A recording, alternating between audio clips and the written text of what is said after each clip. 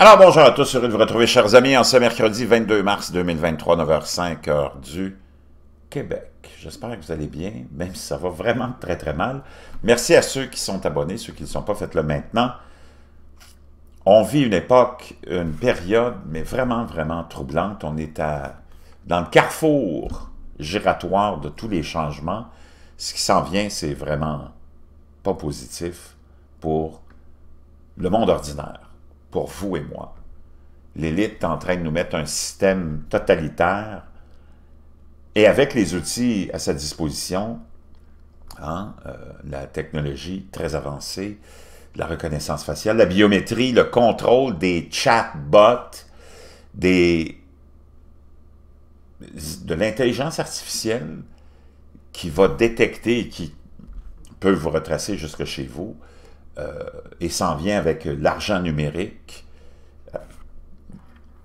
Quel outil formidable pour contrôler le monde que celui de l'argent, tu en as besoin.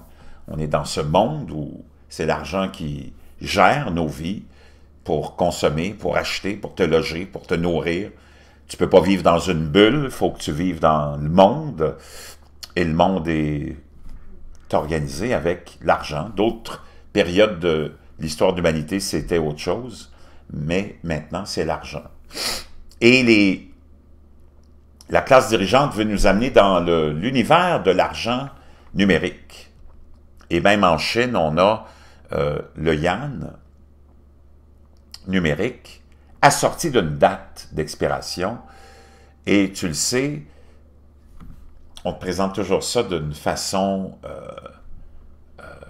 positive, que ça va être mieux pour toi, ça va être plus sécuritaire, mais cet argent virtuel, parce que c'est un argent numérique, le dollar numérique, qui n'a rien à voir avec la crypto-monnaie, ça c'est quelque chose d'autre. Le dollar que tu connais, ben, il sera assorti aussi d'un contrôle probablement immense. Donc on est dans une période très sombre. Les gens ne s'en rendent pas compte, mais les dirigeants qu'on a en ce moment, comme toujours, les dirigeants, c'est des êtres humains ou pas, je ne le sais pas. Parce que quand tu regardes l'histoire, tu as à se demander si ce n'est pas des gens qui viennent d'ailleurs, qui ont un contrôle total sur la population, avec des méthodes peut-être magiques, pour faire en sorte que le troupeau est toujours dans l'enclos puis s'en sort jamais. Mais la classe dirigeante qu'on a en ce moment est d'une perversion incroyable. Les dirigeants qu'on a sont d'une corruption, même sans vergogne.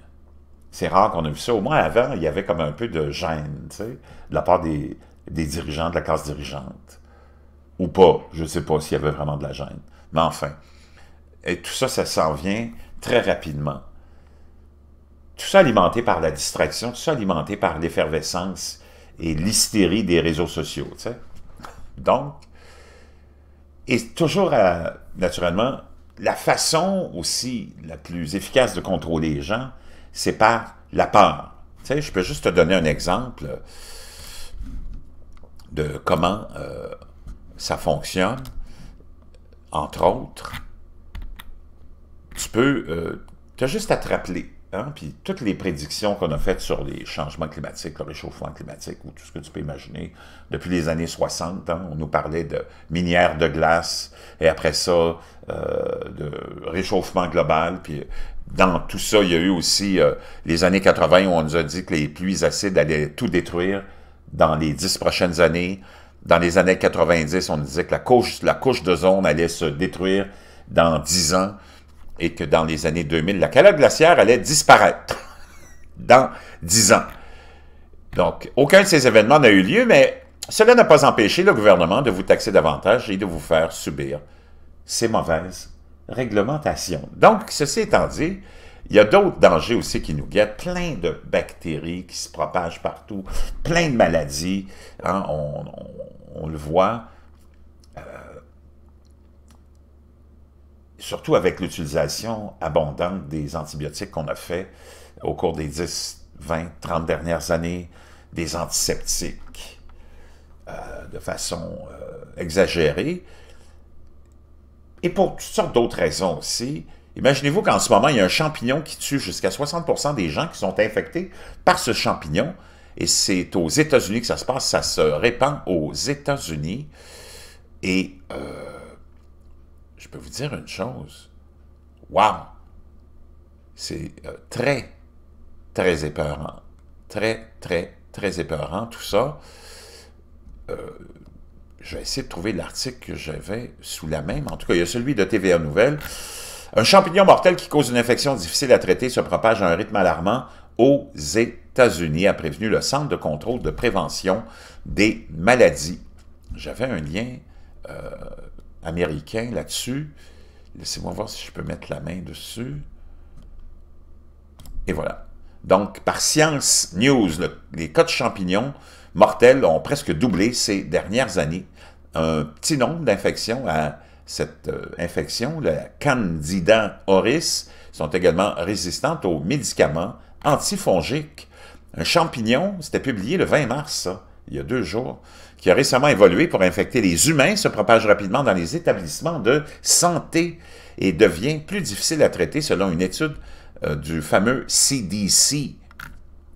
Les infections à ce champignon ont été détectées pour la première fois en 2013. Chaque année depuis, le nombre de personnes infectées, bien encore faible, a considérablement augmenté. En 2016, le champignon a rendu malade 53 personnes. En 2021, le champignon mortel a infecté 1471 personnes, soit près du double des 756 cas de l'année précédente, rapportent les chercheurs le 21 mars dans le Annals of Internal Medicine. Donc, l'augmentation rapide et la propagation géographique des cas sont préoccupantes et soulignent la nécessité d'une surveillance continue, a martelé lundi l'épidémiologiste du Centre de contrôle et de prévention des maladies américain.